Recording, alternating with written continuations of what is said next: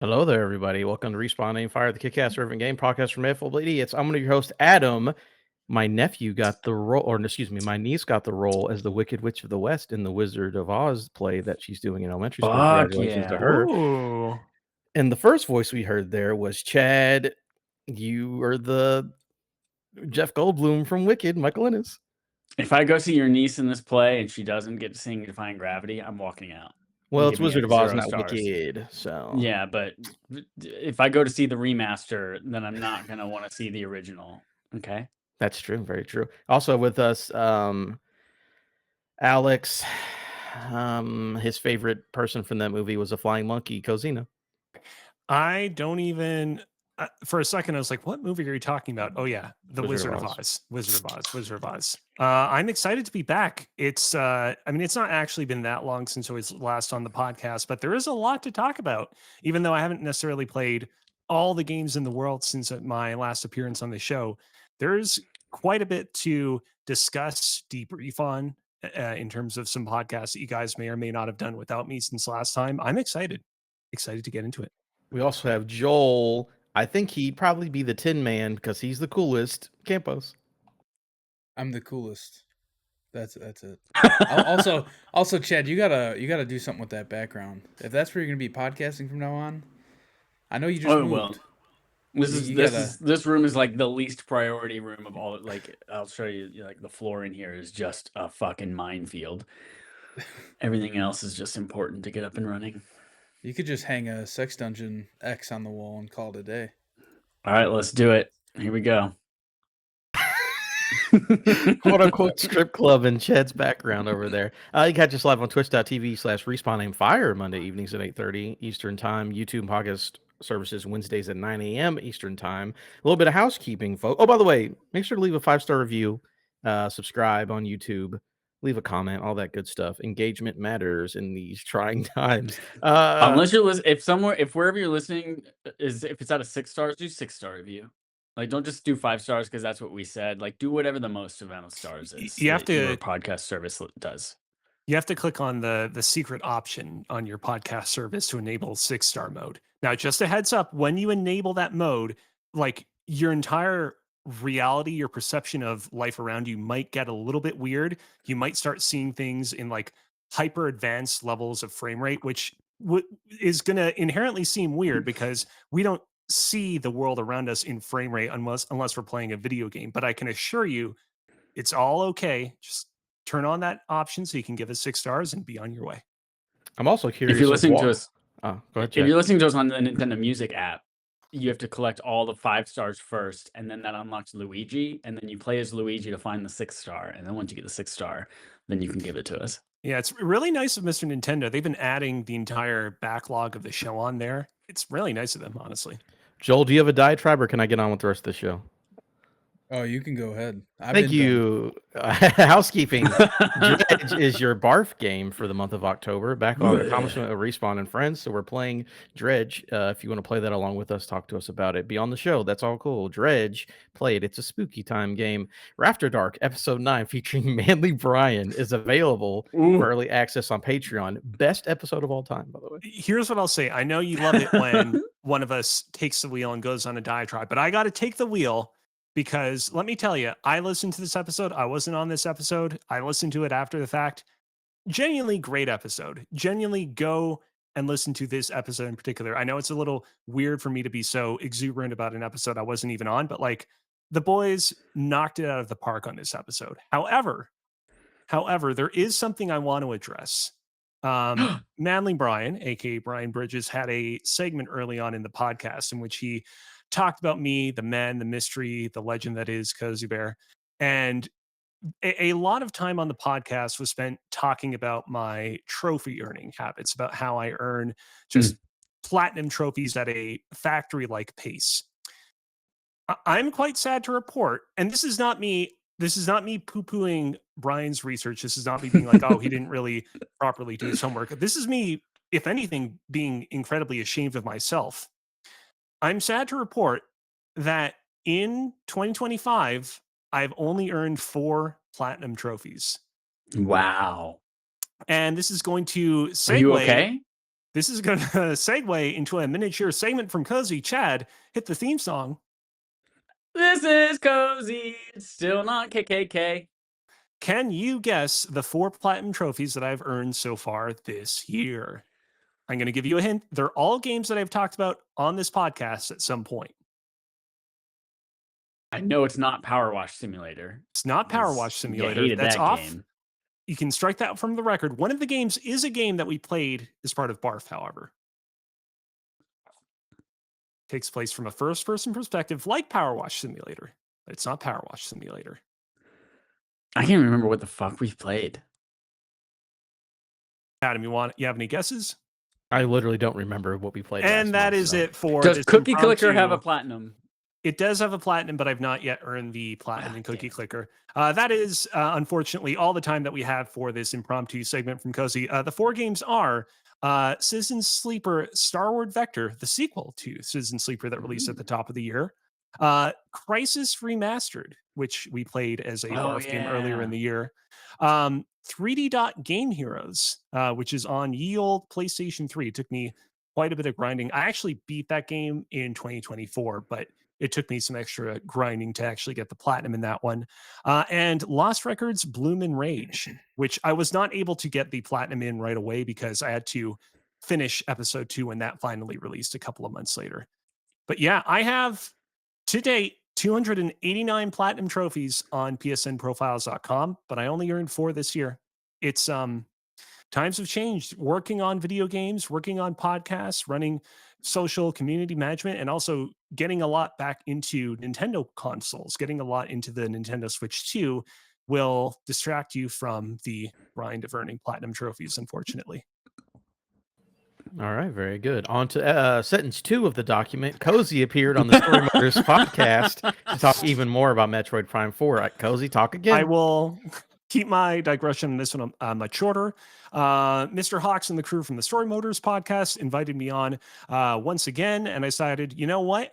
They recently had an episode where they had another guest on, Verum Dex, to talk a lot about the Kingdom Hearts series. And it's like, I could have talked a lot about Kingdom Hearts. I feel a little bit miffed that I didn't get the opportunity to, indulge myself in a franchise that I know a lot about. So what if instead I talk a little bit about not just Metroid Prime 4, but like the history of the Metroid Prime series in its entirety leading up to 4. We have been pretty critical of Metroid Prime 4, or rather specifically the marketing for Metroid Prime 4 on this podcast in weeks past.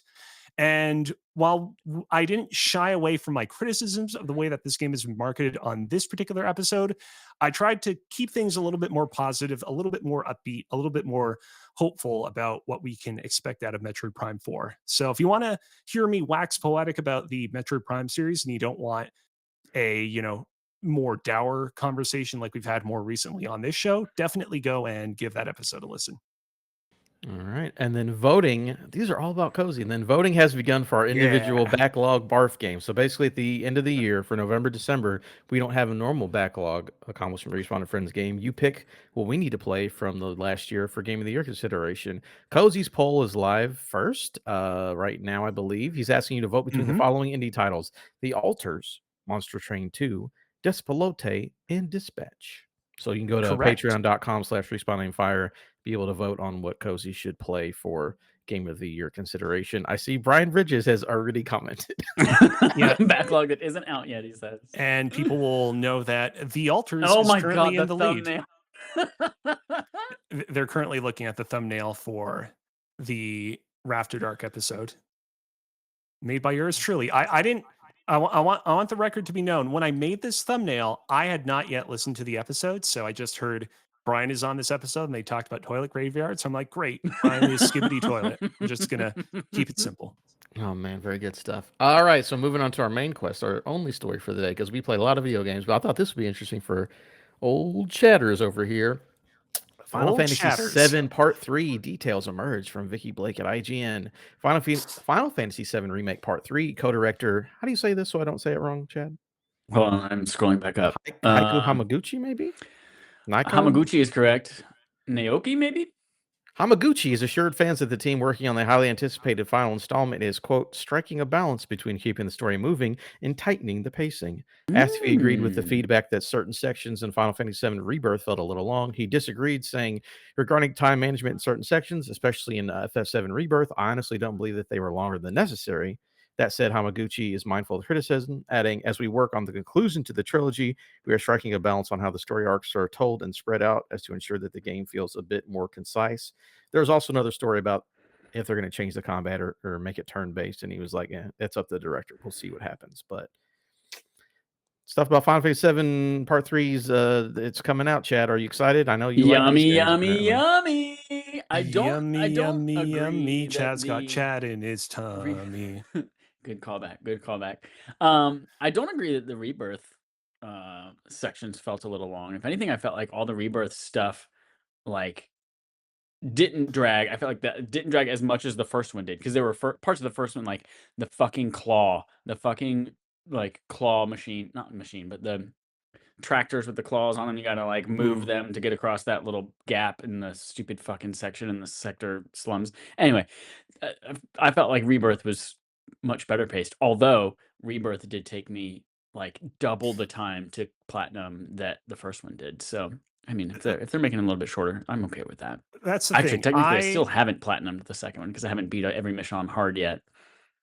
I thoroughly enjoyed Rebirth. I thought it was overall quite well paced as well, but like that is one of those games where I have it on my backlog. At some point, I will go back to that game and I will properly give it the time and dedication that it deserves so I can platinum that game. But like, I don't know when I'm going to go back to that, because that's going to be like probably another cool 200 hours to take care of. As soon as we have a date for the third part, baby. Maybe. I'm so pumped. I'm pumped like a freaking football that was deflated and sitting on the floor of a young teenager who broke his ankle in fourth grade, and his dreams of being a high school football star and then eventually maybe an NFL football star were completely crushed. And so his football has been sitting on the floor of his closet. Are we hearing Chad and deflated now? The air slowly escaping year after year. The sad story of his childhood. Chad just froze. Escaping. Chad, did you? Now I'm feeling. I think Chad after that kid got a new. Let's just keep ankle. He got that replaced for the rest of the show. Like his cyborg ankle, and now his dreams are back. And that's how I feel right now. I feel pumped for Final Fantasy VII Part 3. I've also had half of a hard Mountain Dew in the last 20 minutes, and this is like the first time that I've had alcohol in like the last year and a half. So. Like Brian Bridges with one beer, good. He just starts saying crazy shit. Do you think? Oh, sorry, real quick. Do you think that we will get a teaser for this game at the Game Awards? Feels like, given the extent to which they've talked about the progress they've made on this game, we could get a teaser as early as then. Weirdly enough, I feel like it's too early. Like it's only been a year and a half since Rebirth came out, and I feel like we don't even have Remake yet on Xbox and Switch 2, so that's got to come out, and then they got to. That's before Game Awards. Yeah, but they got to announce Rebirth on those consoles before they announce Part 3 is coming to everything. No, that's what I'm saying. Oh, wait a minute. What isn't? It's Rebirth that's coming first, right? Or is it Remake? Remake is coming first. Okay, I'm mistaken. Yeah. You're right. Remake Intergrade, which is also like the 1.5 side story. So yeah, I think we've got a maybe next summer we'll see maybe a teaser, if not next Game Awards, and then a release in 2027. All right, Joel, do you play Final Fantasy? Do you care at all? Yeah, I enjoyed Remake a lot. I love Final Fantasy VII as a whole. I never beat what is it, Rebirth, the second one. Yeah, Chad is a big fan, as you can tell. With big all of fan. So many Final Fantasy dicks. Final Fantasy dicks, baby. Some big old dicks. But yeah, how long are those decks? Average. How long are the decks? Yeah, these decks are about average American length, which is what, 60 centimeters, because there's 60 cards. And this one is like the average European length, because this one's 100 centimeters. There are 100 cards. I don't know actually how long a looks really centimeter is bulbous. compared to anything Looks else. really just girthy from my perspective. Maybe it's I'll the tell camera. you. Oh yeah. I'll tell you what I seem a little am skewed. excited for is I'm excited to see something from the next Final Fantasy VII remake, whatever it's going to be called, because it'll finally light a fire under me to finish the last one, and then I'll buy the new one and play it for like 20 hours when it first comes out, and then I'll shelf it again, like I did with the last one. What if? How fucking pissed would you be if they announced a third one and it doesn't follow the renaming scheme? It's like introducing the third part of the trilogy, Final Fantasy VII 3. The finale. What if Fantasy the last 7, one? The last one, yeah. It's like not even Rebirth, Remake. Everyone's whatever, predicting that it's gonna be another word that begins with R or RE. What if it's just called Final Fantasy VII RE? Nothing else, just RE.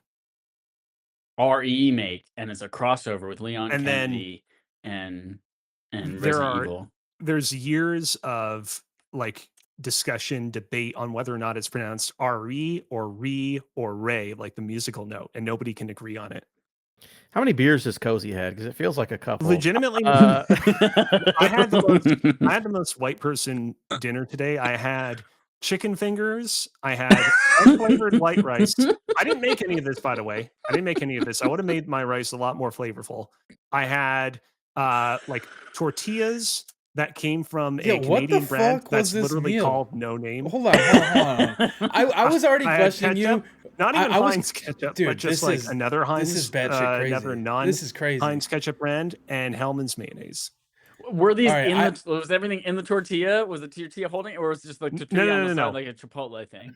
No, I had the rice separately, and then I put the chicken fingers with the mayonnaise and the ketchup inside the tortillas. I'm gonna fucking throw up. This is disgusting. This is so a great meal. Cozy, I've never been so disgusted by you. What's disgusting about it? What's disgusting about it? Tell me what's disgusting about it. First of all, I was questioning you, and you were like, Dude, "Yeah, that's a McDonald's snack wrap right there with rice on the side." No, the mayo throws it over the top. Mayo and ketchup is pretty nasty. Yeah, mayo, get out of here. Get the fuck one or the other. Most, one or the other. Never both. If you've been to any fast food joint and they're like, "Hey, we have this like orangey looking sauce that we put on our hamburgers or whatnot," that's basically some combination of mayonnaise and ketchup and other spices and whatnots. Yeah, I do know a bunch of kids in high school that used to mix mayo and ketchup and dip their fries in it, and then I would vomit in it, and it would they're all in prison color. now. Moving on to playtime. But then you have all that, and then rice on the side is diabolical. Rice on the side is crazy. It was good rice. The rice wasn't very good. It was not very flavorful, but I didn't flavor it, so it's not my fault. Man, I'm glad I'm not white. Moving on to playtime. Talking about playtime. Fucking, I don't know. Chad, you go first. I'm disgusted. All right, first thing. Cozy, what's this? Oh, man. You know what that is? That is a Portuguese egg tart, but it's specifically if you took the egg out of the Portuguese egg tart and you were just showing off the like crusty base of the egg tart. It's one part of most of a Mega Venus or regular Venusaur. Oh, that's a really big Pokeball, by the way. That's actually quite big. And I know you're saying, why Venusaur? Fucking nobody likes Venusaur when you have Charizard and Blastoise as options. And I thought, you're right. But I already made a Charizard and a Blastoise. And a friend of mine went to Japan the last couple of weeks, and he just got back. And while he was there, he got me an OG Pokemon Green cartridge from Japan. And I was like, now I have to find a way to display these 300% Charizard Pokeballs and Blastoise Pokeballs with my original red and blue, and now a green one. So I need a Venusaur for the green one. And then I was like, while I'm at it, oh, fuck my life. You might okay, as well Chad? also make a Pikachu for the Pokemon Yellow. So I've got a Pokemon Yellow Pikachu here too. And then I guess I'll fucking make a Groudon and a Kyogre and a Suicune and a Ho-Oh and a Lugia too. Chad, don't show those off right now. We got to do this game on new episodes of the show later on. I don't know where the fuck I think I'm gonna put all these things. Real quick, can you bring up the Venusaur Pokeball once again? Yeah, it's almost done. So I just want to comment on something. People like obviously Bulbasaur and his evolutions are supposed to be based off of like dinosaurs and reptiles and things like that. But nobody ever really comments on the fact that they all have, or wait a minute, Chad, those ears on the Pokeball, are those like an intrinsic part of like Bulbasaur and his evolution's designs? Because I don't remember them having such like cat-like ears. Venusaur does for He sure. I know does. that because the Hold like on, birthday we got to get to celebration the Venusaur bottom this of year in this. Pokemon Go had He a little birthday does. party hat on one of his ears. Okay, this is fascinating because again, they're supposed to be based off of like reptiles and dinosaurs, but like reptiles first and time dinosaurs don't have cat-like ears like Venusaur does. In Pokemon Let's Go, when that came out, and you got to see Venusaur walking around behind you, and it fucking ribbited around like a frog, that was the first time my mind had ever thought that Venusaur was a frog, and it is.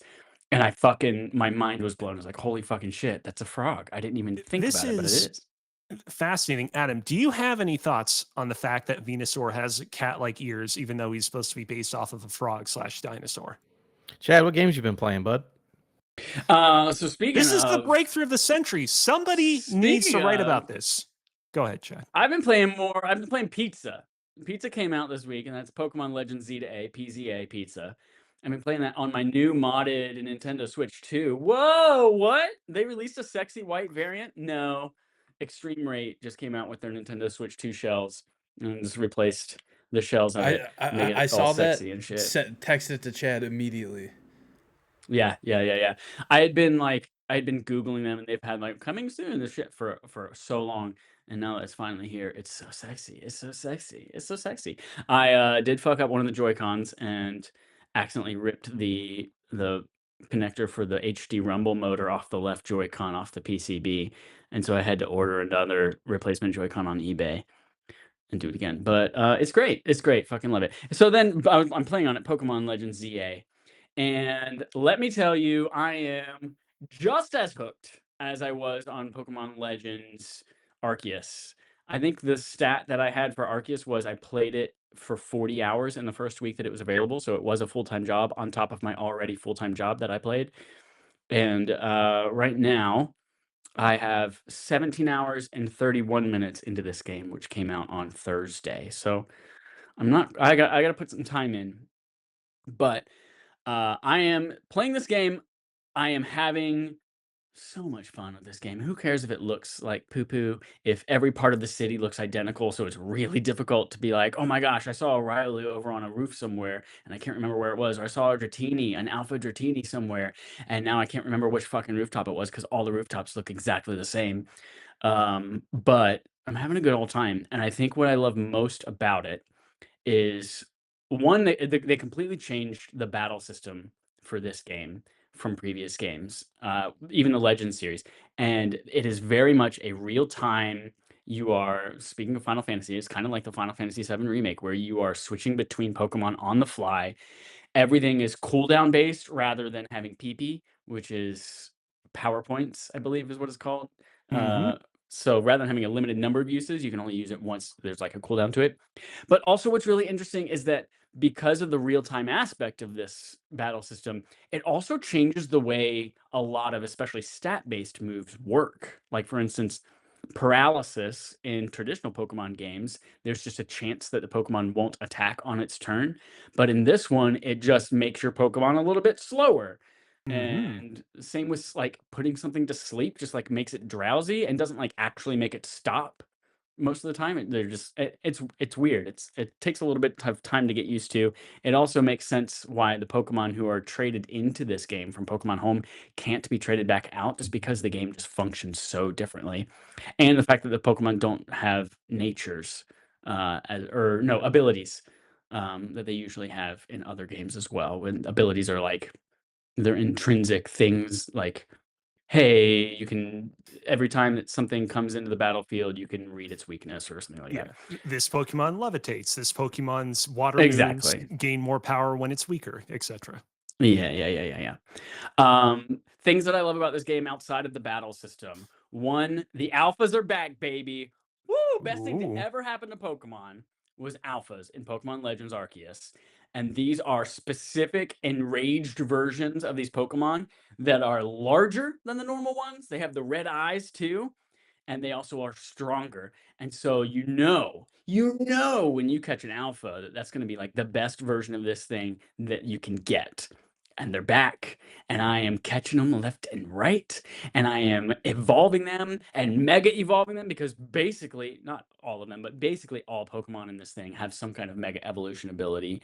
So you catch an alpha, you know you got to level that thing up, get its mega stone, and get that thing powerful as fuck. So yes, alphas are back. I also love the fact that Pokemon are kinda confined to these wild areas. The whole conceit of the game is like, oh, Pokemon are going, they're infesting the city, so we've kind of limited them to these wild areas where you can go and they are taking over that part of the city, but at least we've isolated them. But also you can catch them anywhere. So you might be walking by a little cafe and see some bitch out there eating with a little Charmeleon at a cafe, and then in the tree right above her is like a little Pansage just hanging out in the tree. And you're like, I'm gonna look up, I'm gonna throw a Pokeball right at your ass, and I'm gonna catch you. And you do. And then you now have a Pansage, and that's how that works. Question for Adam. What is Pansage? What does he look like? It's either a squirrel or a monkey. It is a monkey. Nailed Congratulations. Nailed it. There are 3 pan monkeys that are pansexual, and they are all involved in cooking. There's Pansage, Pansear, and Panpour. And they are grass, fire, and water type respectively. And they all evolve into bigger monkeys that are based off of real life musicians like Bob Marley and Elvis, and I forgot what the third one is, but you know what I'm talking Christina about. Aguilera. I think so, yeah. That's exactly who it right is. Up there in the pantheon with Bob Marley and Elvis is Christina Aguilera. So yes, enjoying the battle system and the Pokemon catching abilities. I also really love that these wild areas, there is a checklist basically of all of the different, like you can go, it tells you, hey, these are the 5 species of Pokemon in this wild area. Great, awesome. But then you can go in there, maybe you find an evolved version of them that's an alpha. And maybe you come back at night and different ones of them are alphas. Or maybe you can find them in there in their spots, but some of them are unique rare spawns. And you're like, oh, fuck yeah, that's awesome. Cool. So now you got to have a reason to come back at a different time of day and hunt them down. So having a great time. There's really shitty platforming in it too. That is literally Souls-like platforming. When it's a big mechanic to find these colorful screws that increase your chance of catching Pokemon and all that kind of shit. And there's just like platforming puzzles all over the city, and you're just like dodge rolling your way to jump, and it's really shitty, but it's also addicting as hell. So that's cool. And the final thing that has not, yeah, go for it. So you had mentioned that trading Pokemon in with Pokemon Home, you can't trade them out of this game. So Correct. If you bring a Pokemon in, is it just stuck in this game forever? It's stuck in this game. You might as well handcuff it to the radiator. Oh, that is insane. Do they warn you that if you try and do it? I don't know if they warn you in game, because I don't have anything in Pokemon Home and I've never tried to do it. But they did like announce it as part of the marketing up to this. They're like, but by the way, this works to Pokemon Home. But just like Pokemon Go, where you can trade things to it, you can't trade things out of it.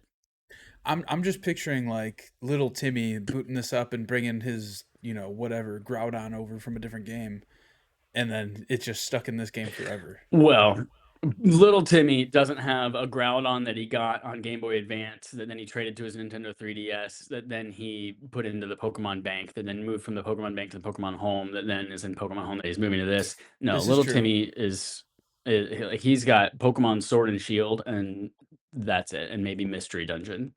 To be fair, though, if I did have a Pokemon from like Game Boy Color, I would just assume I could bring it in here and be fine, right?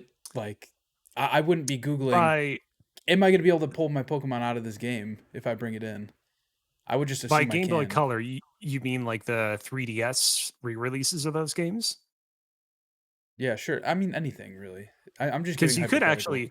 It is actually possible if you got the like 3DS re-releases of the Game Boy Color Pokemon games, you could have transferred those Pokemon to whatever the version of Home was on the 3DS, transferred that to Home, and you could from there transfer them into this game. Like you could have a Pokemon that you brought from like Pokemon Silver into this game. Requires a lot of work, but it's possible. I gotta start replaying these games and just keep one Pokemon through all of them. Let's be honest. And then he'll die in Legends. Reason why people the main reason why people carry Pokemon around is for like hardcore battling. If you catch a Pokemon that has like perfect IVs in Pokemon Yellow and it has the right moves and the right nature and all this kind of stuff, then you want to carry that from game to game so that you can go and use that Pokemon in continuous battle championships and all that kind of shit, which is not something you're doing with this game. Yes, this game is all around battling people at night to like increase your rank from Z to A, but like this is not the game that you will be using in the next championships. In fact, Pokemon, what is it called? Pokemon Championship is the name of the Champions, I game. think. Yeah, Pokemon Champions, Pokemon yeah, Champions. is like that's the game you're transferring shit to for that reason. So I don't think this is going to affect even 1% of people who are playing this game. I have not played this game yet, but I will say very quickly that I initially was very much on the fence on whether or not I wanted to play this game. And then after seeing how much people within my field, like you, Chad, were enjoying this game, I was like, you know what? I am going to get this game, but I will be holding off on getting it until I go to Slovenia. That's going to be my game for that particular trip. And I'm really looking forward to this game. I will say, and this is sort of, you can consider this a final question for you, Chad. Thoughts on the lack of voice acting in this game? Because like the Pokemon series historically has not featured voice acting in any of the mainline entries. And that historically, in my opinion, has not been a huge deal because you go back to a lot of those older games that were entirely in 2D, or even a lot of the early 3D games that employed kind of a chibi art style. And it's like, you can totally justify these games not having voice acting. But like, we were watching a couple of the early cinematics early on in this game, and like, this game doesn't look amazing, but the cinematic quality of a lot of the cutscenes, the facial animations, the franchise has gotten to the point where like it looks a little too good for it to not have voice acting. IMO. Yeah, more than ever, it is noticeable, and it is like in your face that it is missing from this game in particular versus previous Pokemon games. Yeah, especially in the first couple hours that are very story heavy and like on rails, where in a lot of Pokemon games where like you walk 5 steps and then they stop you to talk about something, and you walk 5 more steps and they stop you to talk about something else. That also happens here. Yeah. And so yeah, it's very noticeable that it's missing from this game. So I look forward to one day, maybe in the future, when Never. a Pokemon company wants to squeeze as much money and things like that of this franchise as they can, when they probably employ generative AI to just make voices appear rather than hiring actors to voice these people instead. What's sad is I could totally see Game Freak doing that. Go ahead. One issue I have with this game, like Chad said, is like all the like cutscenes where everybody's stopping you to talk to you. I've played this game maybe 5 hours, and I'm already employed by like 3 different people to do different jobs. I'm employed by like a fucking detective right now to go do her job for her. Like, it's just like, come on, man. I've been in this city one night. I slept one night at a hotel, and now I'm fucking running the show. This is crazy. Yeah. I will say the cast of side characters around you in your team of Team MZ and the people that you're doing work for are like more so than any other Pokemon game. I'm like actually invested in them, and I'm not just like hitting the button to skip the dialogue to get to the next thing. I'm just like, oh cool, oh yeah, oh I kind of like you and your personality, and I want to do this thing to support you. And so like I'm actually into the success of these characters and building these relationships a little bit. And I think this, again, more so than any other Pokemon game, has an interesting kind of narrative developing around it too, rather than just probably the 4-sentence narrative that can be summed up for every other Pokemon and Mario or any other Nintendo game that's ever been made as well. So yeah, I'm really, really into this game. I just think about it all the time, and that's all I want to play every moment of every day. And I'll probably get fired from my job this week because I'm gonna quit and play this game instead. Whoa. So yeah. I've only played about 5 hours, but the gameplay is awesome. I love the new battle mechanic. What's weird though is like if you're in a trainer battle and your Pokemon faints, right?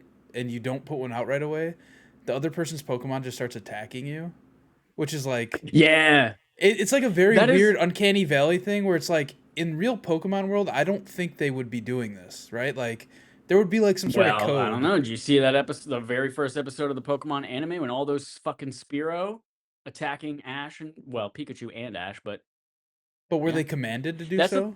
by the trainer? They were just wild Pokemon. Yeah, I'm pretty they were sure. wild. Yeah, they were wild. Yeah, like That's I get that's that an from interesting I get that thing from about the this wild game ones. is, yeah, in this game you do like the trainer, have like a dodge mechanic, a dodge roll mechanic, and you can move around the battlefield. It's really difficult. Like you can only get your Pokemon to move around to avoid moves by like running in one direction and hoping they follow you, or maybe using a move that teleports them to your location. So it's weird that like you feel like you're controlling your Pokemon, but in a lot of times you also have to be controlling yourself. And that makes sense in a couple of other types of battles that happen a little bit later on in the game, where you and your Pokemon have to kind of be moving in separation there. But I think it's really funny when you're like out in the wild and you can just be running by yourself and the Pokemon can be attacking you in the wild areas, or you can bring out a Pokemon and battle them and they attack your Pokemon or whatever. Or what's really helpful is some of these alphas that are real strong, you get them focused on you, and then you bring out your Pokemon and your Pokemon can freely attack the alpha without taking damage themselves and getting killed. And then that way the alphas, focus on you and you can feel free to dodge out of the way. So that's a nice little strategy there. Yeah, liking this game a lot though. What else did I play? Let me go look back at this doc.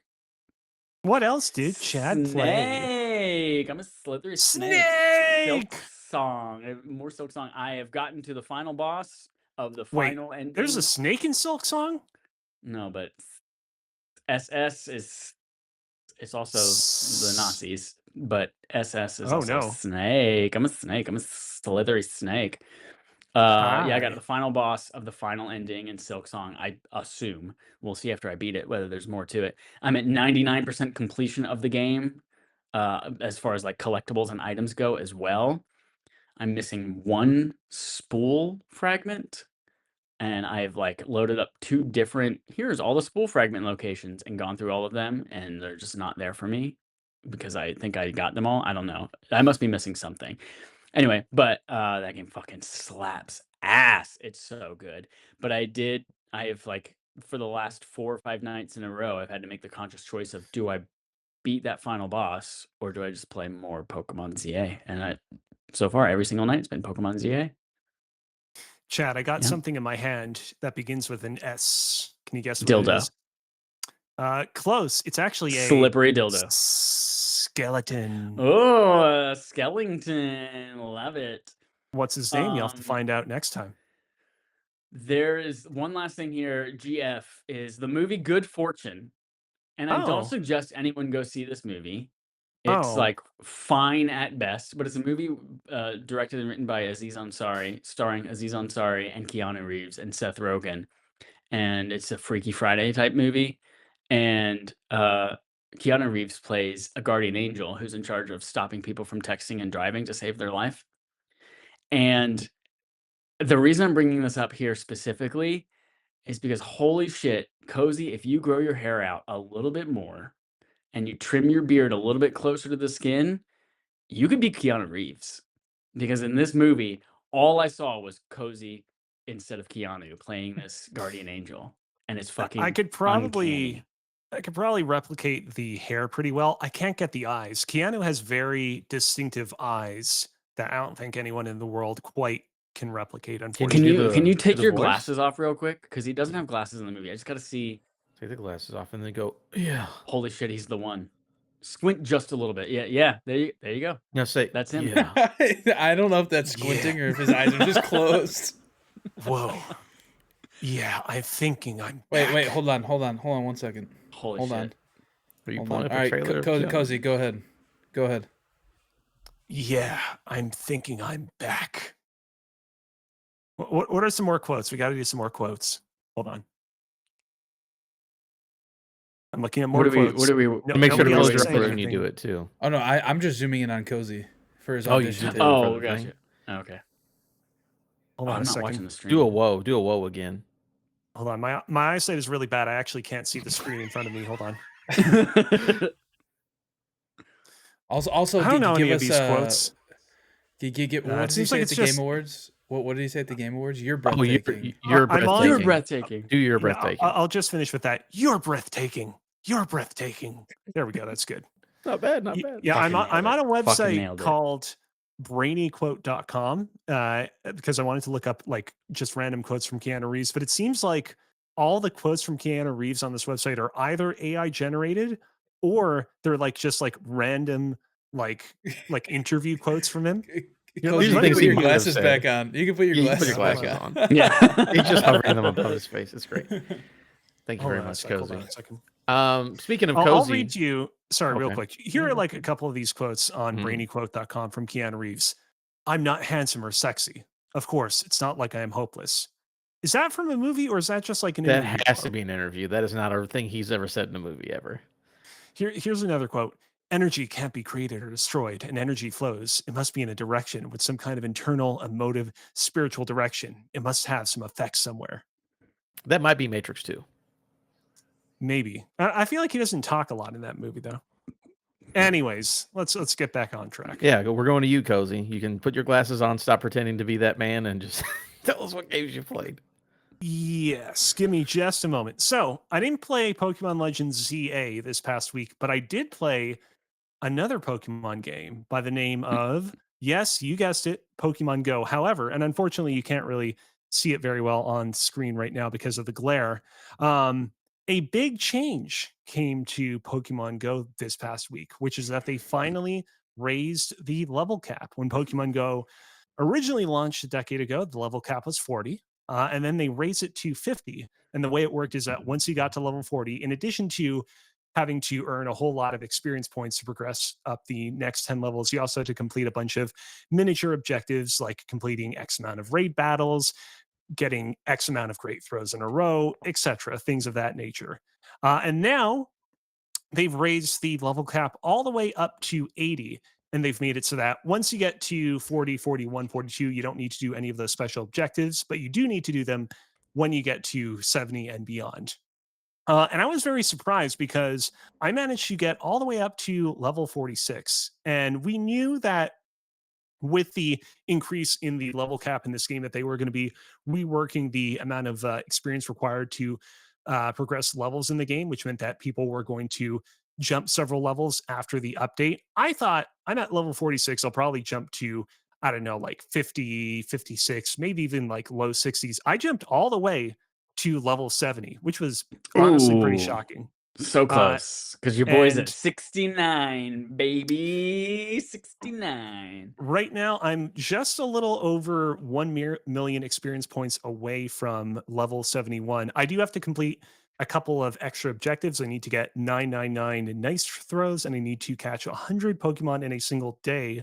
But after I take care of those, I'll be all the way at 71 already, which is pretty cool. So yeah, that's been fun. Since coming back from Vancouver, I've kind of tried to do more Pokemon Go raiding activities that are coordinated by like the local chapter of the Pokemon Go scene here in Montreal.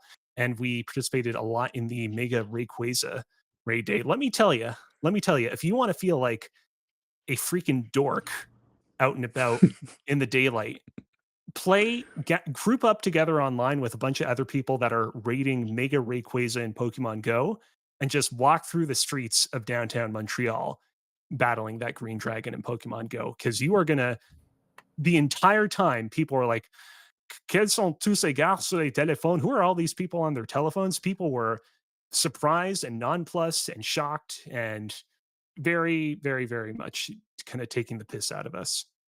Oh, dude, so, there's a intersection here in downtown Campbell that every time there's like a community day or a Go Fest or something like that, there are hundreds of people ages like 12 to 50 all walking around with their backpacks and cables going from their phones into their battery packs into their backpacks, all just like grinding shit, gym after gym after gym. It's pretty great. It's great. In addition to Pokemon Go, I've also been progressing quite a bit into Hades 2. I have now officially beaten Kronos Time himself 4 times, and I have beaten the final boss of the upper area of the game, who I won't spoil, 1 time. So I've been a little slow on Angela Merkel.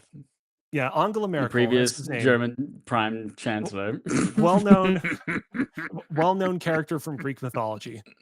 So I need to get my numbers up with that particular character a little bit more. But yeah, progressing quite well in the game. I am reaching the point where like there's not necessarily a whole lot of new like story content or character interactions. It is really just sort of optimizing my builds and collecting a lot of like the end game resources, but I'm still having fun, hoping to roll credits sometime soon-ish, but I don't know exactly how long the grind is going to be.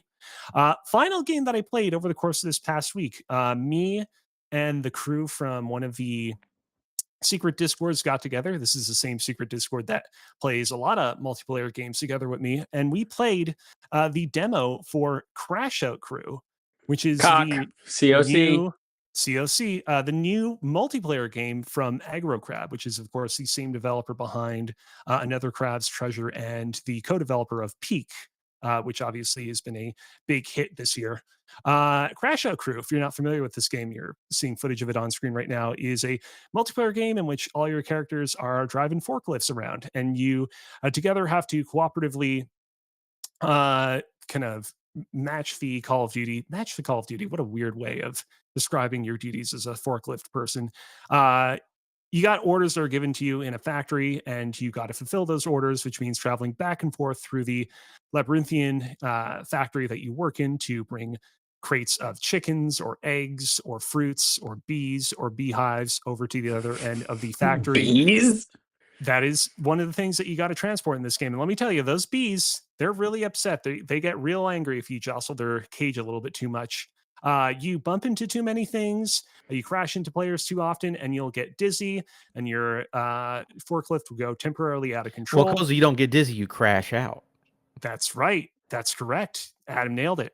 I was very pleased with this game. I enjoyed this game quite a bit. I enjoyed my time with Peak, but I definitely found it to have a pretty sharp learning curve. And while I enjoyed it as just like a fun thing to do with my friends the afternoon that we played it together, I found it to, be lacking in some of that kind of finer gameplay that I think I just naturally gravitate towards.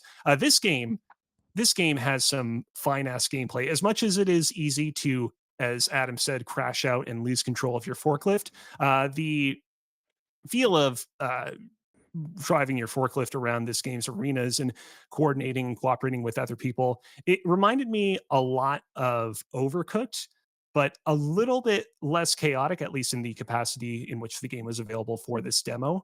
And just like finer controlling again from a just controls perspective of driving these things around. I had a lot of fun with this. When this game releases properly, I'm definitely going to give it a look-see with the friends from the secret Discord, because this was a lot of fun. I think we got to work with society. We got to call society, whoever's got the number for society, and say, we got to rewrite the narrative on bees. Like, how so? There's a reason why bees are dying, and it's because people don't give a shit about bees, because we always portray them as mean, angry little fuckers, and we're always scared of them stabbing us with their pointy butts. But if you think about Donkey Kong Country, you think about Crash Out Crew, you think about Banjo-Kazooie, you think about Hollow Knight, you think about Bee Movie with Jerry Seinfeld, like bees are always portrayed as angry little fucks. Well, I would So we're say happy B when movie they're dead. specifically is not an angry little fuck. It's Jerry I don't know. I Seinfeld. didn't see it because I don't like Jerry Seinfeld, but I assumed Well- it's the same as everything else. But like, we need to start portraying bees as the beautiful things that have sex with flowers and then go have sex with honey. That's how it works, right? And then they put the sex honey onto the sex flower, Mhm. and then The, that's how we breathe. Then you eat it, yeah. Like, we The got to rewrite that quote-unquote narrative. The quote unquote problem with bees is that there are too many other insects in existence that look very similar to bees, but are not bees and are just Yellow real jackets? assholes. Exactly. Like you referenced the bees in Donkey Kong. I'm pretty sure that if we were to interview the fine British folks over at Rare on what those animals are supposed to be based on, they would say, "Oh no, those aren't meant to be based on bees. Those are meant to be based on wasps, yellow jackets," as you said. We never looked at bees as like an inspiration for this angry, pestilent enemy in the Donkey Kong Country series. So, like, what we really need to do Yeah. is we need to eliminate every single bug that is not a bee but that looks like a bee. We need to eliminate all the imposters, as they might say. Speaking of, you know what sounds like a sexy premise for a show, but in reality, it's not that sexy, but still a good show? Show Yellow Jackets. All those high school Yellow girls. Jackets. What was eating that each one other. about? That's what it was about? Yeah. Was it High about school. High school, I Hold on a don't know what second. sport they played, but they also Soccer. play a sport in soccer. Yeah, there you go. And then they crash, and then they got to survive. Oh, You it's gotta like do what that you gotta one do to movie survive. about the Chilean people that crashed in that mountain on that plane. Yeah, Donner, Yeah. Party of Five. Just like that. Not the Donner Party. That's a different thing. Joel, did you play any video games? Hold on, we didn't get to. Oh, that's your list. I'm looking at the wrong list. Yeah, my I've list is going to get played- cut out of the This show is like because Cozy model talked for context 45 protocol and minutes shit on it. about nonsense. I played quite. Oh my a god, few I love this so games, much. Joel, I but- love Fuck this. yeah, NASCAR baby. But the only Boogity, boogity, actual boogity. game I'm gonna talk about is NASCAR 25. I'm trying to find a good video of gameplay that doesn't have somebody's face in it. Yeah, Daytona impossible. I USA guess on the Xbox. impossible. Oh, that guy's. Joe, I face have in a it, question that guy's for you. face is in it. All right, I Have played you ever NASCAR been to- 25. Sorry, real quick. Hold on, my real audio quick. cut out. Give me a second. Give me a second. Give me a second. Give me a second. I'm back. All right. So I played NASCAR 25. I reviewed it for GameSandwich.com. My review will be up there soon. Yeah. So I recently got super into like F1 racing games. I've always loved racing games. Like Forza, I played a bunch. Gran Turismo, I played a bunch. Yeah. And so I got offered a review code for NASCAR 25. It came out last Thursday, I think. And I don't know anything about NASCAR. Like, I don't watch NASCAR. I've watched I like thought maybe- you were a huge fan. That's why you took the Oh, code. no, not a huge fan of NASCAR. I'm a huge fan of simulation racing. And the appeal to NASCAR 25 to me is that it's created by the iRacing team. So NASCAR games in the past have been made by like Activision. EA is probably like the more popular NASCAR games. But there hasn't been a NASCAR game since 2022. And they have since given the license to iRacing, which is like the most popular simulation racing company on PC.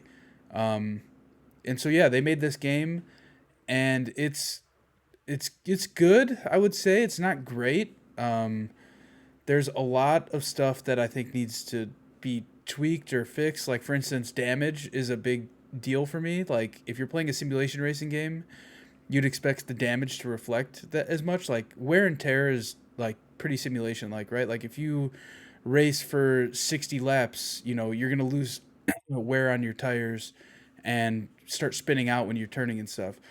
But when I T-bone a car going 120 miles an hour and that car goes flipping through the air and lands on the top of the car, so the caution flag will come out and you'll go behind the safety car. But then when I restarted, the car was still in the race. They just put it at the back.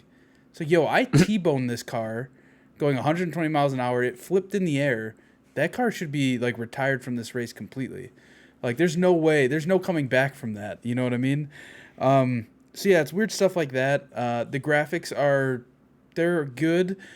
So usually when you think of like racing games like Forza, right? Like everybody's like, "Oh my god, the graphics in Forza are so good," right? Like it's like what Xbox used to like show off the graphics of new hardware, right? Is like Yeah, the latest it's always Forza, like Project or, Gotham like- Racing for the original Xbox. Like it's always the Yeah. racing game is the showcase for the graphics. Yeah. Yeah, and this game I would not use it as a showcase for any graphics for anything. Chad, your video froze. I don't know if you're still here or not. Oh no. Oh, and he's gone.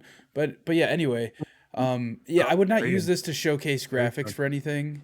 It's a little rough around the edges. Like the graphics of the cars themselves are great, but there's a lot of like pop in, pop out with like shadows and stuff with the fences. And that's all stuff that like I would expect to be pretty fleshed out, considering most of the tracks in this game are just ovals, more or less, right? Like there's some variation to the tracks, and there are some tracks that are like street races, like in Chicago and stuff. But yeah, I would expect a bit more graphically out of this game in any racing game. But if you look at gameplay from iRacing on PC, the graphics just like they're not amazing by any stretch of the imagination. So it's not surprising. It's just, I don't know. It's more so like when you look at the top tier racing games like Gran Turismo, Forza Horizon, F1, the graphics are just amazing in all those games. But yeah, my review is coming out tomorrow morning, so check out GameSandwich.com to see that review. And I guess Chad is not coming back. He texted the group chat and he said that he just lost power and everything is booting back up. I'm going to say this here, right now. Every single episode of the show, Chad shows off those new 3D printed Pokeballs. I bet you that his house finally rejected the sheer amount of electrical power that he probably has to use to print those things. I think this is his house retaliating against his endless army of Pokeballs. I mean, you're probably not wrong. But yeah. So that's my quick synopsis of NASCAR. Back to NASCAR. So I've played some other games since. But instead what I want to talk about is this guy right here. I'm a maniac, and I bought the ROG Xbox Ally X. That's what the XXX is on my on the Google Doc, because there's 3 X's in the name. But yeah, I bought this thing, $1,000. So I sold my Steam Deck a few months ago for $350, which I thought was great value for what I had paid for it originally. And so I bought it in anticipation of picking this up before knowing the price. Then when the price came out, I was like, do I really want to spend that money on that? Like, I don't know. But then the more I thought about it, the more I was like, yeah, you know what? Fuck it, let's do it. And I love this thing. This thing is a tank. Like, it plays games amazingly. I'm definitely very impressed. My biggest issue with the Steam Deck is I bought it like right when it came out, right? Because it was like kind of, I don't know, state-of-the-art tech at the time, right? The first like real gaming PC handheld. And it is amazing device if you have Steam and a lot of games in your Steam Deck. If that's where you mainly game is in the Steam library, then 100% you should buy a Steam Deck as opposed to, you know, an Asus Xbox, fucking whatever the fuck, ROG Xbox Ally or ROG Xbox Ally X. 100% Steam Deck's the way to go, especially because you can get them used or refurbished now for like under $300 at times. Highly recommend those. But for me, like, I don't know, I like being able to play things top of the line. I am a huge Xbox fan. Like, all my games are on Xbox. I have Xbox Game Pass Ultimate. So it just makes sense for me to have a Windows device. And when I had my Steam Deck, okay, Chad's back. Hey, Chad's back. Hey. My head back. So yeah, when I had my Steam Deck, I had side-loaded Windows onto it so that I could have access to, you know, my Game Pass library and all my Xbox Play Anywhere games. But it just like didn't run great.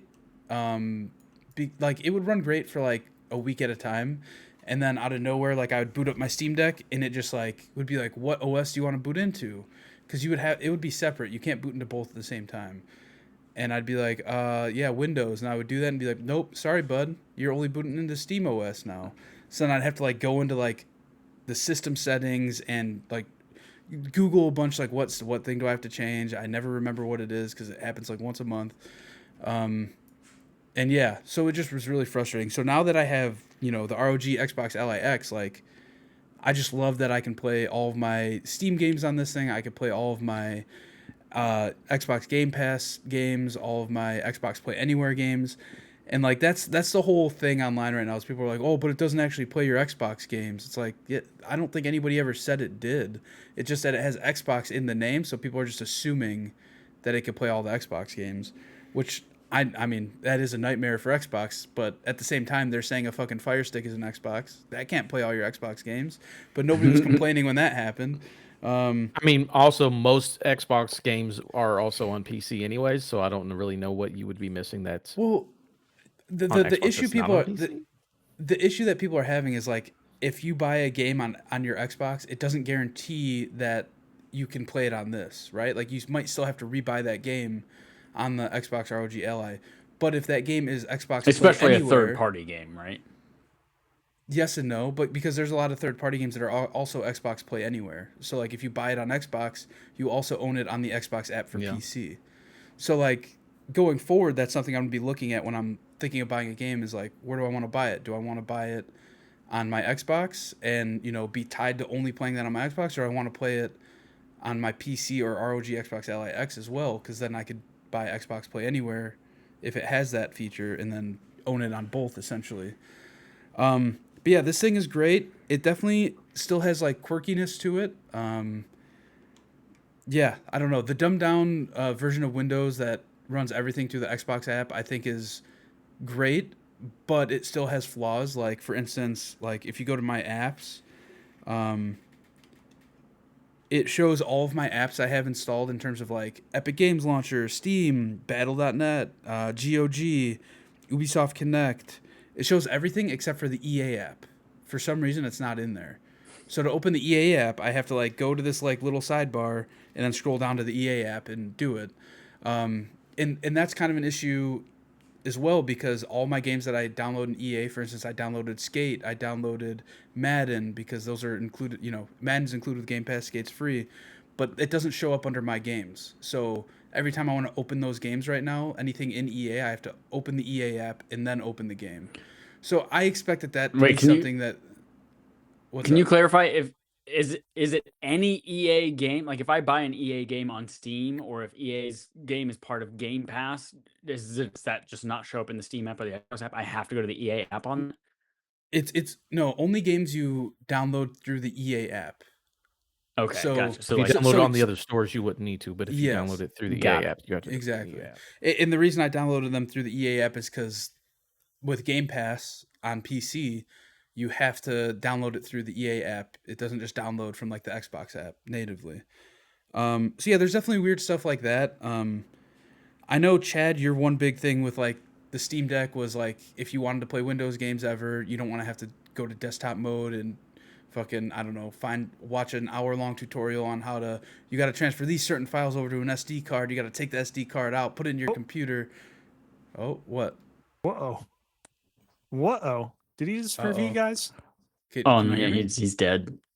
Oh no. It's afflicted his... Is my house next? Is this a virus that's going around? Can you guys hear me? Am I in trouble? It's the internet virus. There we do he now. is. There it is. Okay, you hear me now? Okay. Yeah, I don't know. We might have disconnected from Twitch. I'm not 100% Yeah, sure. Twitch also disconnected. We disconnected, but we're back. But we might have to stitch something together later. But it's all right. I mean, the recording will still be going. But anyway, yeah, Chad, I think that like maybe not necessarily the ROG Xbox Ally X, because like you're not going to be playing like Forza on this thing, right? You want something that you could play like a game like Peak with us on, right? Like a game that you can't download natively to your MacBook. I would say like when this Xbox, dumbed down version of Windows comes to other devices, like it's eventually going to come. I mean, you can already download it and install it on like an Asus ROG Ally, right? Like the old one that came out like a year and a half, 2 years ago.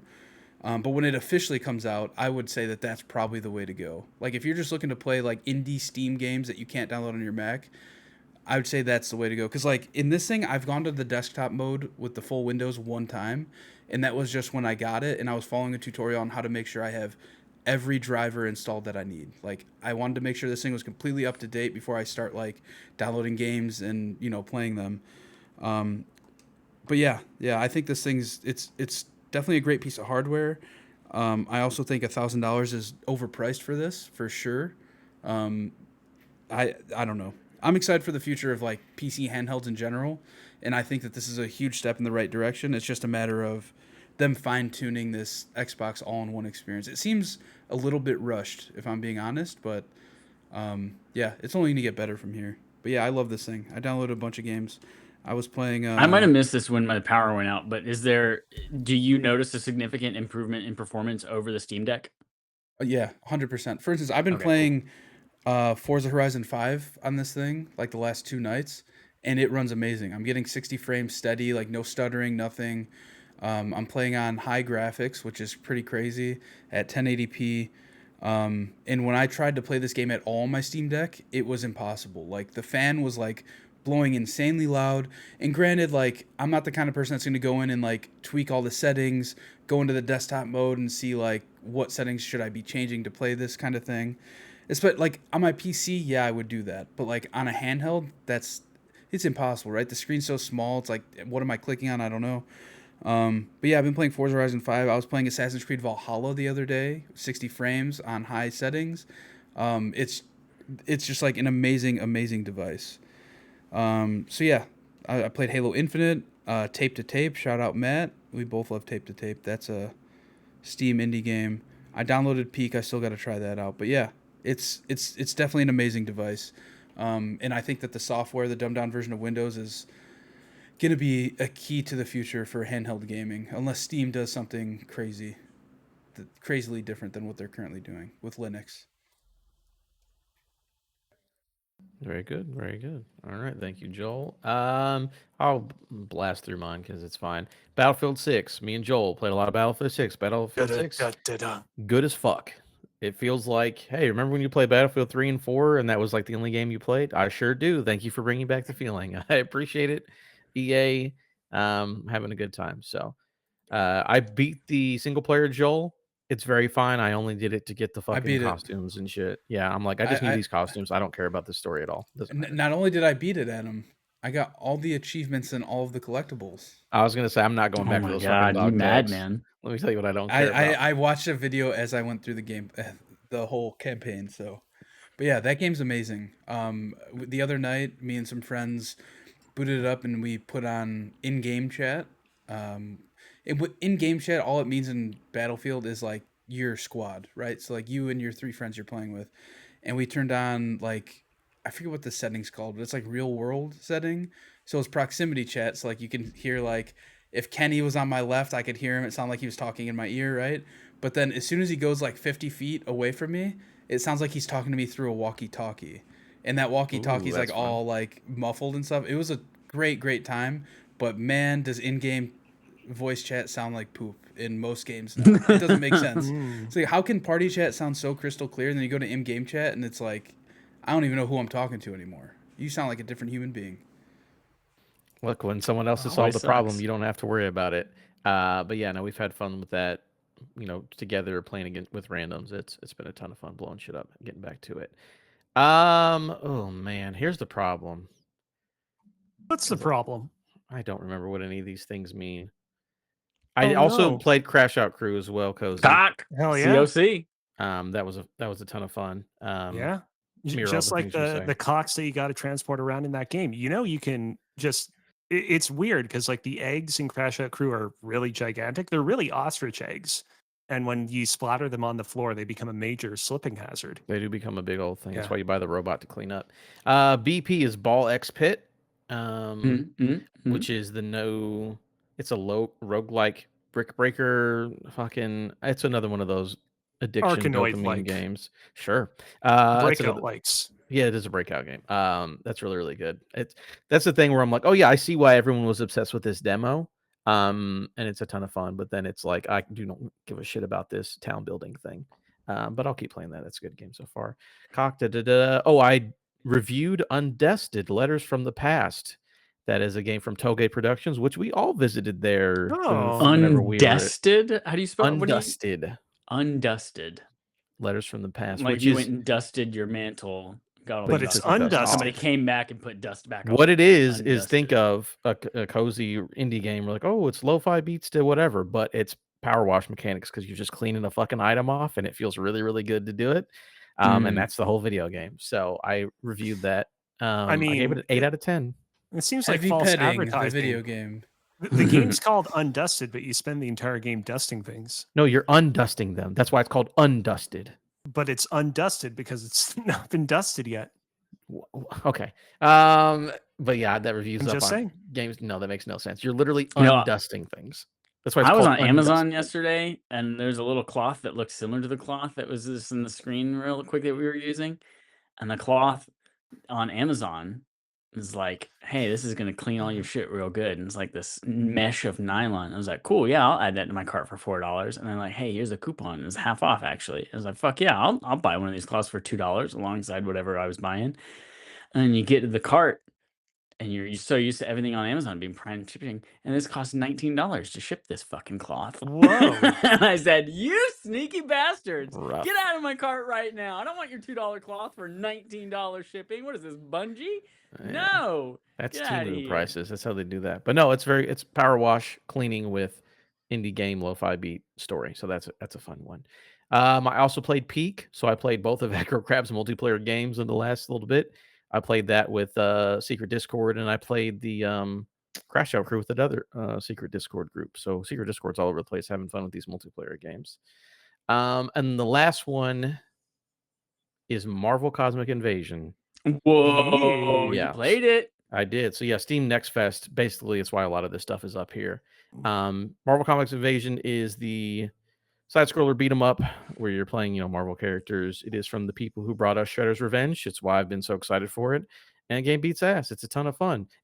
So I don't play fighting games, but it has the tag fighter system in it where like you can be one character and then you can like hit a quick button and like the other guy comes in to do an attack and then goes away, or you can switch them out completely.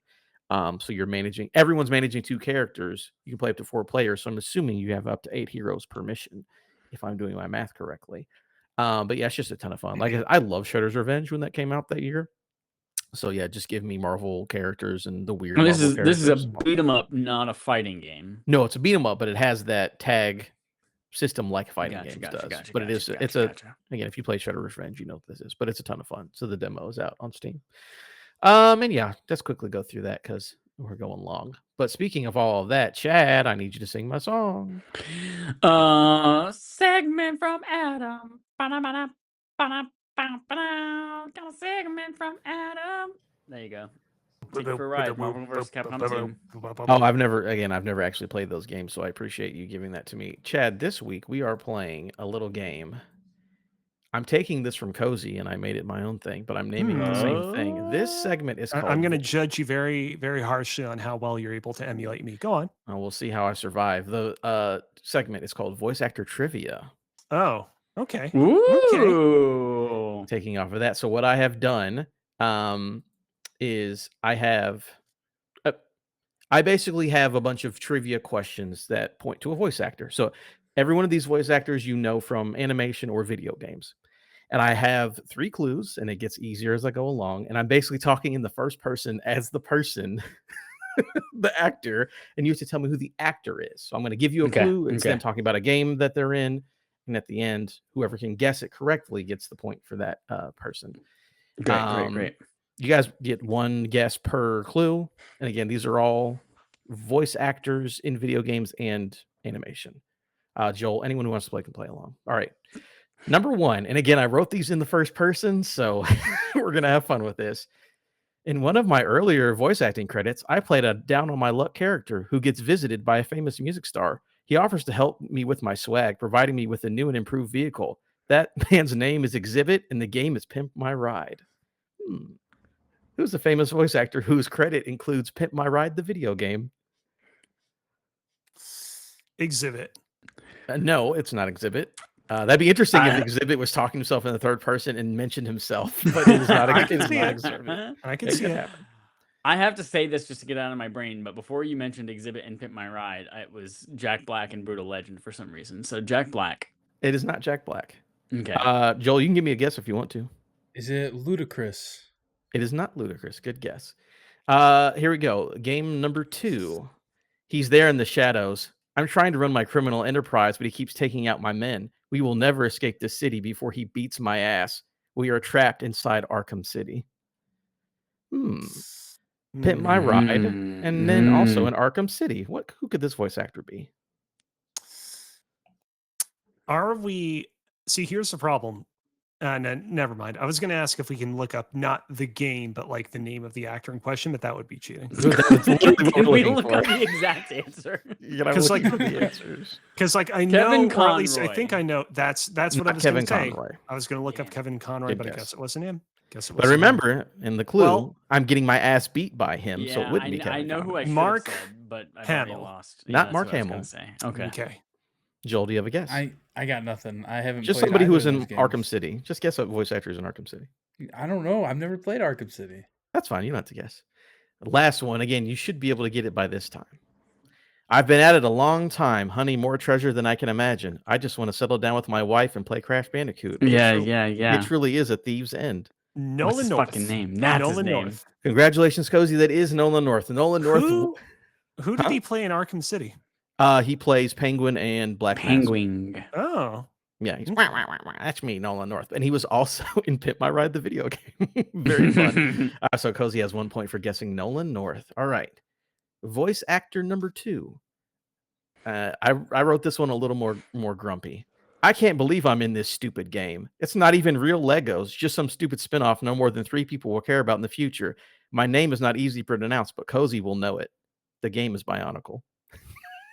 Somebody who's in a Bionicle the video game. Sorry, can I want some clarification. Is this the 2005 game Yes. Bionicle Heroes? Okay. No, it's just Bionicle. I think it was like 2006 or 2007 or something like that. That's odd. I can look it up again. You look it up. I'm gonna keep my keys off the keyboard. But I don't remember a game just being called Bionicle. This is from 2003. It's just called Bionicle. Okay, I can. Yeah, all right. That sounds fun. That sounds right. Woody Harrelson. It is not Woody Harrelson. Kelly, just give me a voice actor. He was in Bionicle. I'm going to say he. As a dude. Mark Hamill. Not Mark Hamill. I just remembered. So the deal with this game is in 2003 they released. Well, no, I need to give some context. They released the first like Bionicle game they had released Bionicle video games before this one, but this was the first game to tie into the Bionicle movie, The Mask of Light, which released on DVD that year. Don't laugh, Chad. This is serious. I'm not laughing at you. I'm laughing at me thinking about if it's not Mark Hamill, is it Joe Camel? But yeah, this game, I was always kind of intrigued by this game, but apparently this one is not very good. Bionicle Heroes, which released in 2005, 2006, is supposed to be really good, but I never played it. So who would be a voice actor in Bionicle from 2003, Kelsey? I said Joe Camel. Not Joe. You've already had your guess. The guy that plays Polka Dot Man in James Gunn's The Suicide Squad. You're not giving me a name. David Dalsmakian. David Dalsmakian. Incorrect. That is his name, but incorrect. I was looking for like, what's a person with like a weird sounding last name? Oh, okay. No, I was saying the weird name is the character has a weird name. This is okay. So this is voice acting credit number 2. This is looking better. It's the least favorite Tobey Maguire movie in the trilogy, but at least I'm dressed up as my favorite big, great, endangered animal who wasn't even in the movie, but okay. I'm Rhino in Spider-Man 3. Who voiced Rhino in Spider-Man 3, the video game, who was also in Bionicle? Also Paul Giamatti from the movie? It's not Paul Giamatti. Okay. I bet you that whoever this is probably loved Bionicle. They were probably stoked to be cast in Bionicle, the 2003 game based on Bionicle, the Mask of Light movie. Do you have a guess for who played the Rhino in Spider-Man 3?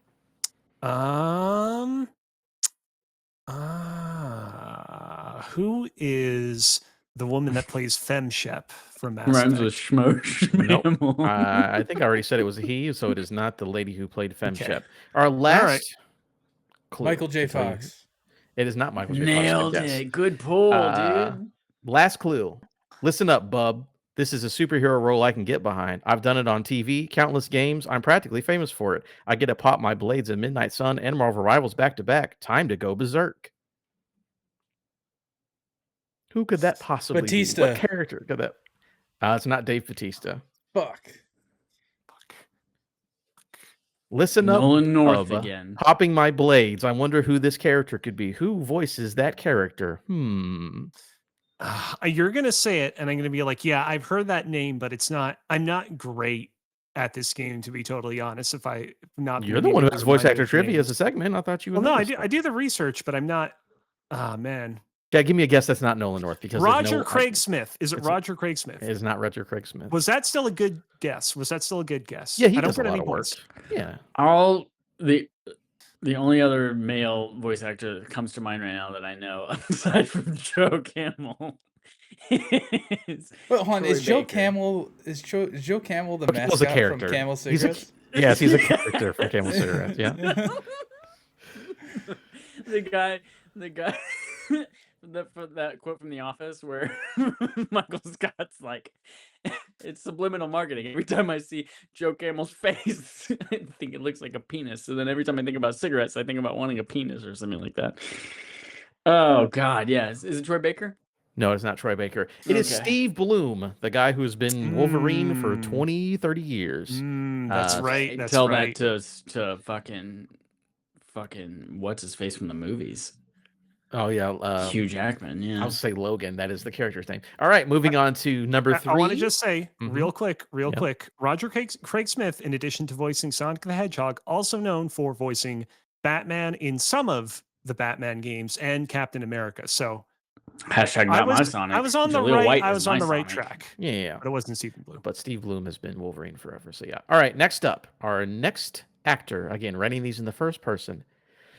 The joys of working alongside this developer. I hear it'll be one of the most awarded games of all time, and all I need to do is be cryptic about some nonsense. I hope my roles are always as good as this game, Elden Ring. Game is Elden Ring. All I need to do is be cryptic about some nonsense. I hope my roles are always as good at this game, Elden Ring. Who's Elijah Wood? No, not Elijah Wood. Elijah Ralph Good. Genuine guess. Eliza Dushku. Genuine guess. Ralph Innocent. No, Ralph the voice Innocent. of Galactus. No, he is Ralph not. Macchio. Damn. Not Ralph Macchio. All Ray right. Fiennes. You get one guess.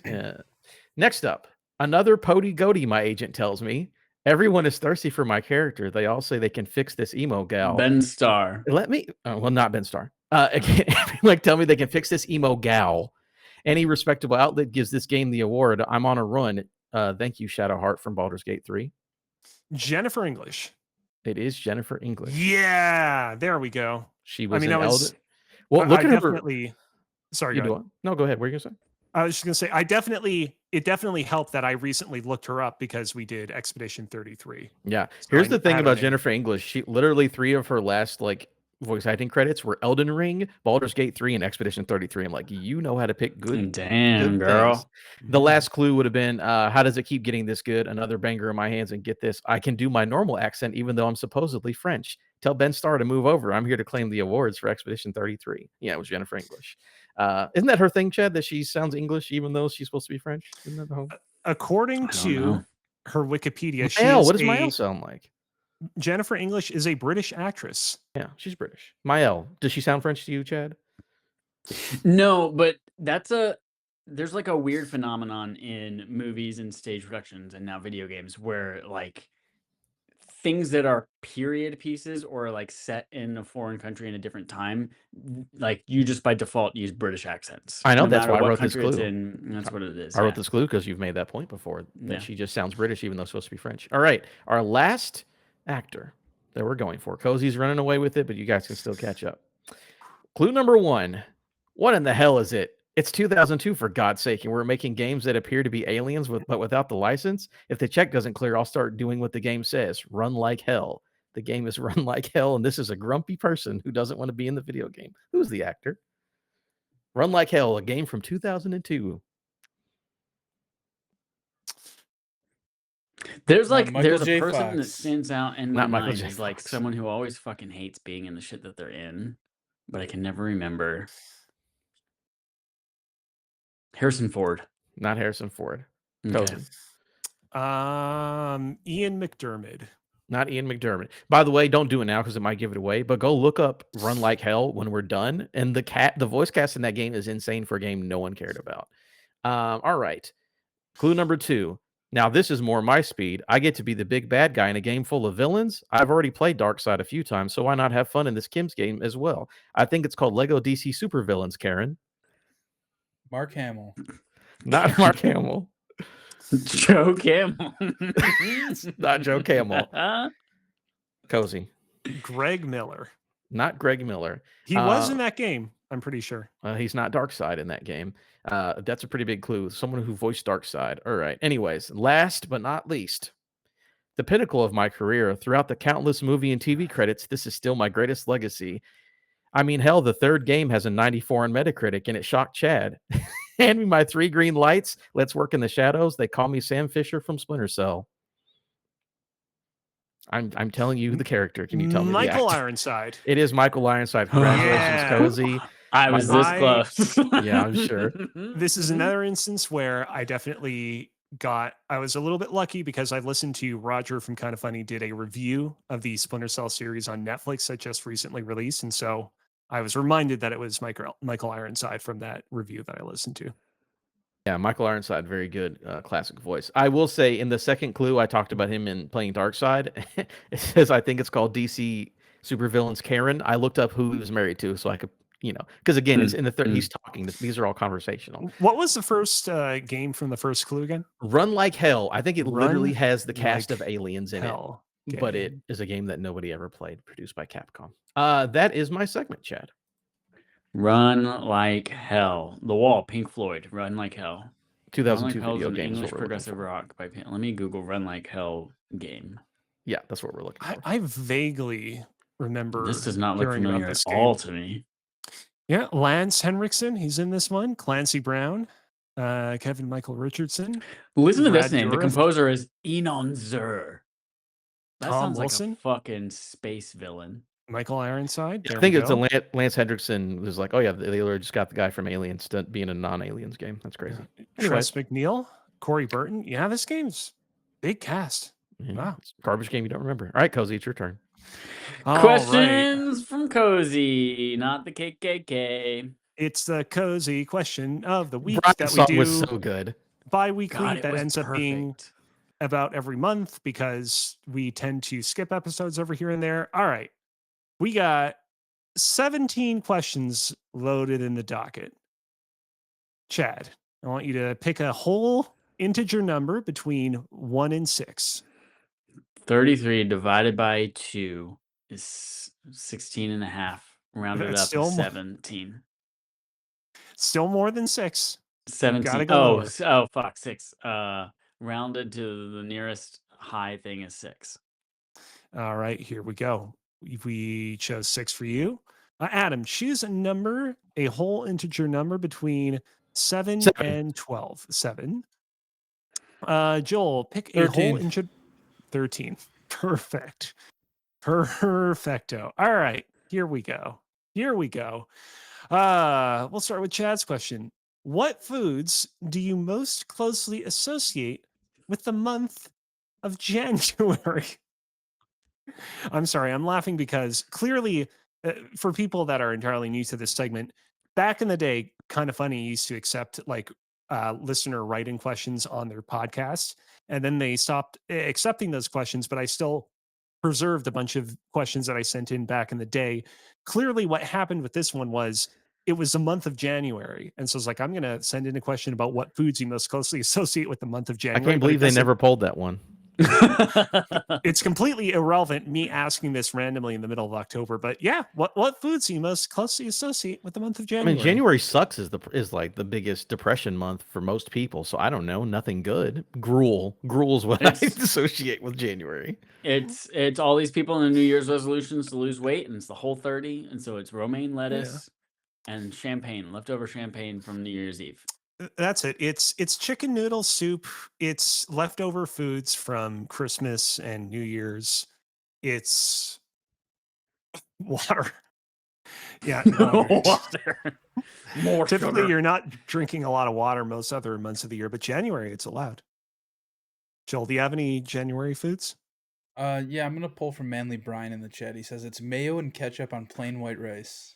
That's true. Perfect. That's perfect. That is the ultimate January food. All right, next question. If you were a playing card from a standard 52 card deck, what rank and suit would you be? Joker, baby, wild card. Bitch. Not All a 52 deck of cards. Yeah, well, in this one, we lost the king and we replaced it with the Joker because that's what we All had. right. All right. Ace of Spades, because there's a song about it, I think. That's what I'm doing. I'd be the 7 of spades. I want to be a little bit more humble, but I still want a nice. It's not even that high actually. It's kind of in the middle. I like think 7. I think I'd be a 10 of diamonds. I don't know. I was It gonna just- say it 10 of feels right. diamonds. It feels right. I was gonna be 10 of Ooh. diamonds because I want lots of money, but also none of the responsibility of being a monarch. So would you be, if you were not a Joker, you would be a like 10 of kings or a no, not a 10 of kings. A That's 10 not. of No, I'd be kings. 10 of I'd diamonds. be a 10 of diamonds something, for yeah. money, but 10 is as high as you can get without being royalty. You know, part of the royal family. All right. Cool. What All is right. a jack? I don't What is know. a jack? Is that Yeah, just I like don't a know, sun? but It's not a prince or I a don't king. know. I Yeah, don't know what a prince. jack is, but it You use feels like that one of to those fix your things. car. It feels like one of those things we could find out one day. It's like, oh yeah, that's super racist. Yeah, Maybe. yeah. It's those things that you play with caltrops back in ye old 1800s. That's a skill on most assassin A characters. jack or knave trap in people. some games referred to as a bower. What the fuck? Bower. All right. This is just making shit up. Continue. And let's move on to the final question of the night. You're given the opportunity to spend a month on the ISS, the International Space Station, on the condition that you bring one celebrity to live alongside you. Who do you choose? Vin Diesel. Chris Rock. Wait a minute. Wait a minute. Why Chris Rock and Vin Diesel? You gotta laugh Vin up Diesel, there looking at the big blue marble. I mean, Vin Diesel's, he's done it all, man. He drove a car from skyscraper to skyscraper in Abu Dhabi. He has been to space. Well, technically it was Dubai in the UAE. Dubai, yeah, sorry. This man has drag raced cars multiple times. I want to hear all about all of it. He hunts witches? Yeah, all of that's going to serve you well in space. Yeah, exactly. It doesn't say why I need him there. I just want to spend time with Vin Diesel. And he's going to be stuck with me for 1 month, baby. He's going to be singing that.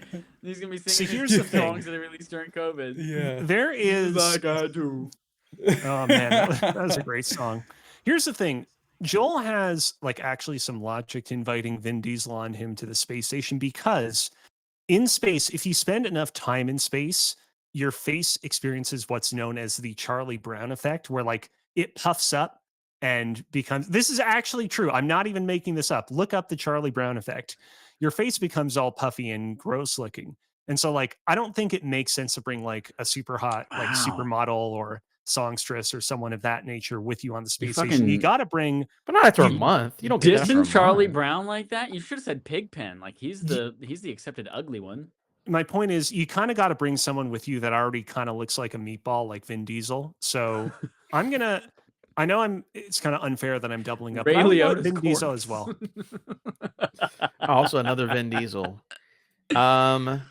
Who used to be married to Jason Momoa, and she was from the Cosby Show? Christy Yamaguchi. Oh, I don't know. Joel, remember Huxtable. What's her name? I want that lady. She's cute. Is this the one who was Billie Eilish Cosby, who got into the big, highly publicized court battle against what's his face? Oh, that's a Halloween from Pirates of the Caribbean. No, that's his ex-wife. Adam's gonna get her up there because of Lisa the Bonet is her name. implication. It's the implication. It's the implication. Me and Lisa Bonet are gonna hang out. Oh, actually, no. I think that's Zoe Kravitz's mom. So that would be even more interesting. Oh, whatever. That's what I picked. And with that, we have arrived at the end of Cozy's question of the week for this week / month. I have a new question for Cozy's question of the week. What are you all listeners going to vote for a barf poll for Cozy to play for the end of the year? Woo! That's right. We are wrapping up here. We don't have a Game on Game show because we had so many other brilliant segments. That's right. It is time over on patreon.com/respawn-aim-fire for you to go through the gauntlet of polls. We have up for the next 4 days Cozy's poll for what is he playing for consideration for Game of the Year. What are his pody goaties that he has to choose from that you would like to hear his opinion on? Next up on, what did we decide? The 24th is mine. October 24th is me. You got to choose my games on patreon.com/respawn-aim-fire. The 28th is Adam. The 2nd is Joel. Yeah? Yeah. First is Joel. One of those dates. And just keep logging in. Every single day you log in, you get your 300 V-Bucks just for logging in, and you go and you vote, and you say, I want Cozy to play either the Altars, Monster Train 2, Despalote, or Dispatocha. If you don't receive your V-Bucks when you log in, the machine is probably a little bit broken. If you increase your pledge to us on Patreon, the machine might start working again. So if you don't see them, just keep pledging more money to us. Yeah. Or if you scream at Tim Sweeney into a balloon and then you tie a string on the end of it and let it fly off into the sky, it'll reach him and then he'll find out and he'll give you your V-Bucks. And you can actually, if you hold the other end of the can, you can actually speak directly to Tim Sweeney. It's a direct line with the president. It's true. It doesn't even have to be like 2 cans on strings. You can just find like a can of cream corn in your pantry and start yelling at it. Tim Sweeney's going to hear you. We promise. So go do that over on patreon.com/respawningfire. If you want to hear some of the best, most wild content that we've ever had on a Rafter Dark, go hear Brian Bridges, aka Manly Brian's stories over on patreon.com/respawningfire. You have until the end of the month for your exclusive access on that, and then everyone gets access to it after Halloween. It makes a great Thanksgiving podcast. If you just want to put that in the background during dinner. I love this last line. Also, what the bleep is on the back of Brian said. You have to watch to find out. This is one you have to watch. At least the last few minutes, you have to watch the end. You can't just like listen to it. That's if you're not a subscriber, what's out now? What was our last Rafter Dark? Episode 8, which was we're out of IKEA episodes, so I can't. Episode just, 8 was the pickle episode where he talked about getting pickle Pepsi from KFC. Look at that Photoshop you did of my face on that pickle. That pickle is wild. That's wild. Yeah, I spent a lot of time, and I'm actually pretty pleased with my effort there. Good though. It was a very okay chicken sandwich. My problem with that meal is the pickle Pepsi was just kind of rancid. The like pickle. Don't spoil it. Don't spoil it. Don't spoil it. They got to go. Pickle themed chicken sandwich needed more pickle. It wasn't pickly enough. Where's the cream filling? All right, folks, that's it. Thank you so much for listening to episode 410. No 409 of Respawn Aim Fire. Go watch Cozy's episode of something about Metroid. Story Motors. Go listen to my episode podcast on the Story Motors podcast about not just Metroid Prime 4, but the entirety of the Metroid saga leading into the 4th game's release. Send Joel a letter with last year's Valentine's in it. All the ones that were addressed to you that you got in class in your paper bag, and put them all in a package and send it to Joel. Joel lives at 4913 Joel Street, Chicago, Illinois 60657. And don't forget, ketchup and mayonnaise, a fantastic combination. And don't let anyone tell you otherwise. Until next time, here's our usual sign off. It's ketchup and mustard. They love that stuff.